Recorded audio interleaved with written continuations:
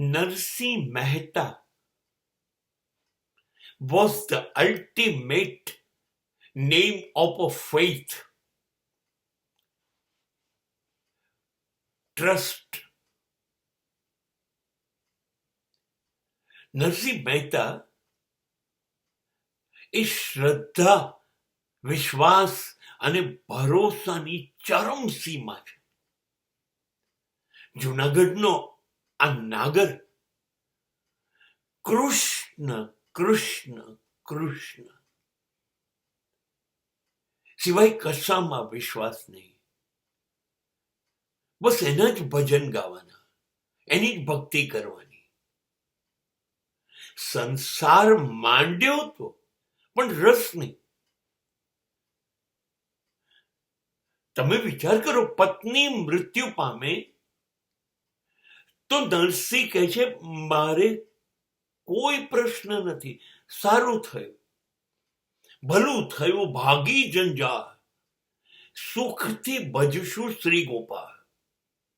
પત્ની મરી ગઈ તો સારું થયું, હવે કોઈ મારા માથા ઉપર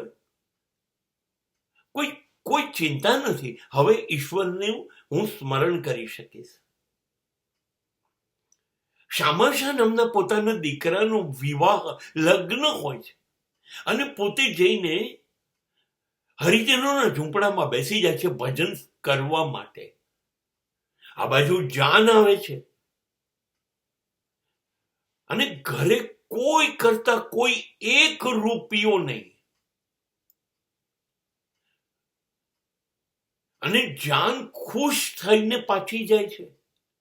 જાનનું સામૈયું થાય છે, બધાએ ન ધારેલી હોય એવી ભેટ આપે છે. જાજર માન રીતે લગ્ન થાય છે. કોણે કરાવ્યા ખબર નથી, ઈશ્વર ધારે તો કરશે. એવી રીતે એમની દીકરી કુંવરબાઈ વડનગર પરણાવી હતી. જીયાણાનો પ્રસંગ કરવાનો. મહેતા પાસે તો ક્યારેય કોઈ રૂપિયો હોય જ નહીં. દીકરીએ સંદેશો મોકલ્યો કે મારો સાસરિયો મારું લોહી પી જશે, વ્યવહાર તો કરવા પડશે, તમે ક્યારે આવો છો? બસ આ તો બધ ગાડું જોડીને ઉપડી ગયા, એક રૂપિયો ખિસ્સામાં નહીં. વડનગર બીજે દિવસે જ્યારે આ વ્યવહાર કરવાના હોય છે ત્યારે નરસિંહ તો વડનગર બહારના તળાવના કિનારે આખી રાત ભજન કરીને સૂઈ ગયા હતા.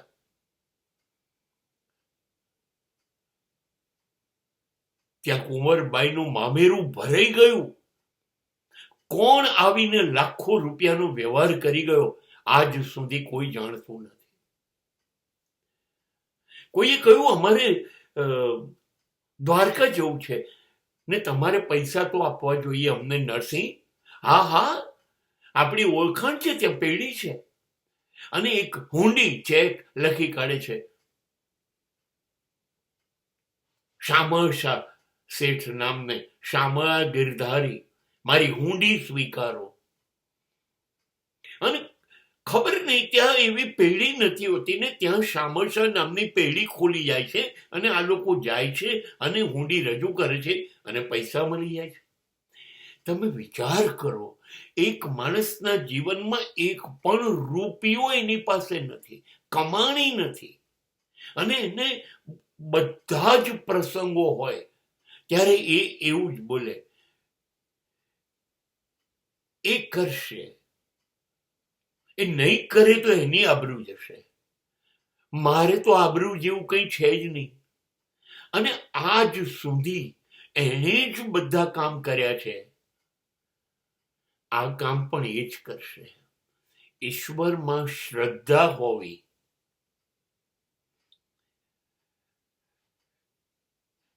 એવું આવું જ્વલંત ઉદાહરણ ક્યાંય ગુજરાતમાં તો બીજું મળ્યું નથી.